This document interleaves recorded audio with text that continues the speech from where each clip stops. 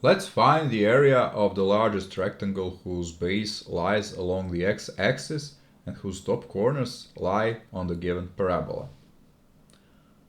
Let's draw the figure first.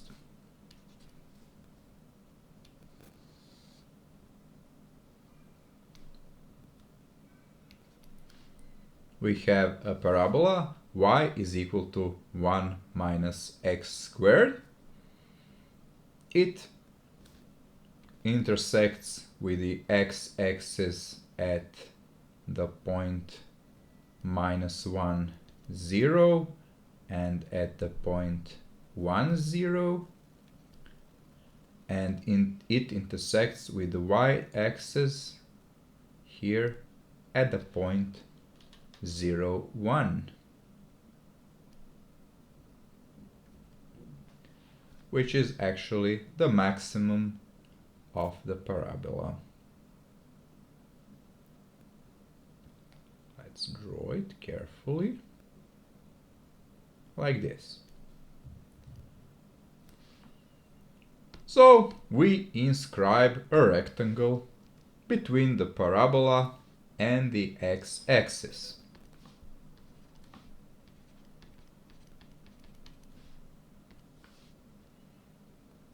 For example, like this.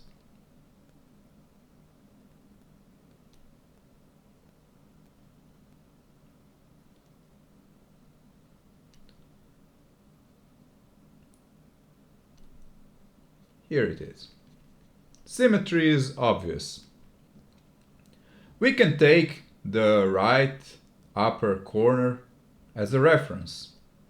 Its coordinates will be marked as x0 and y0.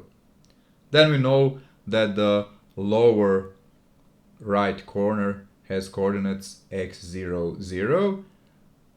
The lower left has coordinates minus x0, 0.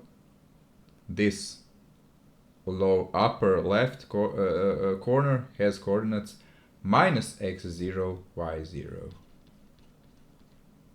Sorry, minus x0, y0.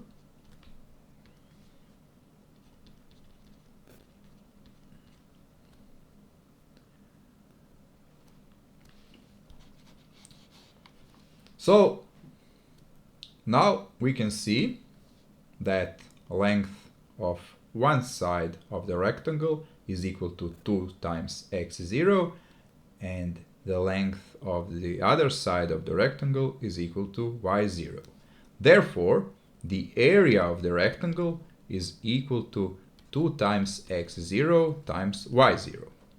But additionally, x0 and y0 obey the restriction that they are both belong to the point on a parabola.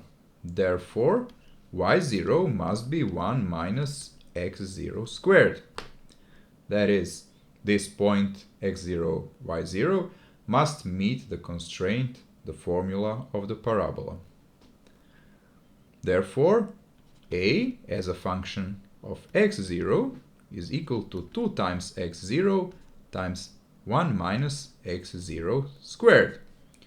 Moreover, since x-axis is intersected by the parabola at points -1, 0 and 1, 0, we see that x0 must be between 0 and 1, because we are talking about the upper right corner, which cannot be obviously on the left side of the y-axis, so x0 must be greater than 0 or equal to 0, and as another condition, it mustn't be larger than 1, greater than 1, because if it were greater than 1, then it would be above the parabola. So, our task is reduced to the task of finding the global maximum of the function a of x, which is our area dependent on x, where a of x is equal to 2 times x minus times 1 minus x squared.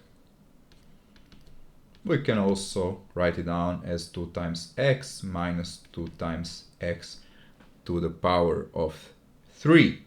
Of course, we know that a of x, since it's the area, must be greater than or equal to 0. So we are looking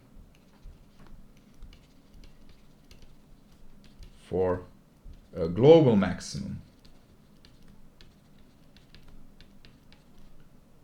of a of x. So there are two kinds of points that are candidates for a global maximum of a function. First kind of point is an edge of the domain. Here, edges of the domain are x is equal to 0 and x is equal to 1. So we can also write down this condition that has to be met. And so candidate points, first of all, edges of the domain, we have x is equal to 0, then a of x is equal to 0, and x is equal to 1, we have a of x is also equal to 0. Therefore, they are definitely not global maxima of this function. This function is continuous at 0, 1 range. Therefore, there are only those two h points that we need to consider. So we need to go to the second kind of candidates, that is we're trying to find a local maximum, one of more local maxima of the function, and they are going to be our candidates. So in order to find local maxima, first we need to find stationary points, which are candidates for local maxima, and stationary points have to meet the expression dA over dx is equal to 0. So we differentiate the expression for a of x.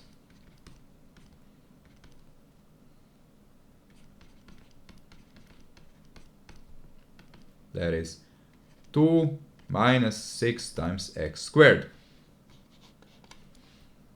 We need to be mindful of the condition that x must be between 0 and 1. 2 minus 6 times x squared must be equal to 0. So we have 6 times x squared is equal to 2. X squared is equal to 1 over 3. And given the condition that x is between 0 and 1, the only solution here is that x is equal to 1 over square root of 3. We can also calculate the corresponding y. Y is equal to 1 minus x squared, which is 1 minus 1 over 3, which is 2 over 3. And we can also calculate corresponding area, a of x, which is equal to 2 times x times 1 minus x squared. So 2 over square root of 3 times 2/3. 4 over 3 times square root of 3. This is our candidate value for the global maximum and correspondingly to the maximum area of the rectangle. However, we need to verify that we're indeed dealing with the local maximum and not the local minimum or a point of inflection. Although our intuition tells us that since we have minimum values of the function at the boundaries of the range, and we have only one local stationary point, it has to be a local maximum. We'll also verify it by checking the sign of the second derivative. Second derivative is minus 12 times x, at x is equal to 1 over square root of 3, that is minus 12 over square root of 3, which is less than 0. Therefore, x is equal to 1 over square root of 3 and y is equal to 2 over 3 is a local maximum. Therefore, it is a global maximum.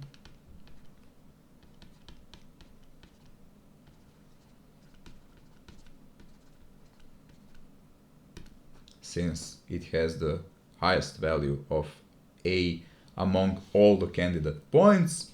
Therefore, our largest area that we were looking for is equal to 4 over 3 times square root of 3. And it's achieved when we have a right-hand corner point at or upper right-hand corner point at x is equal to 1 over square root of 3 and y is equal to 2 over 3.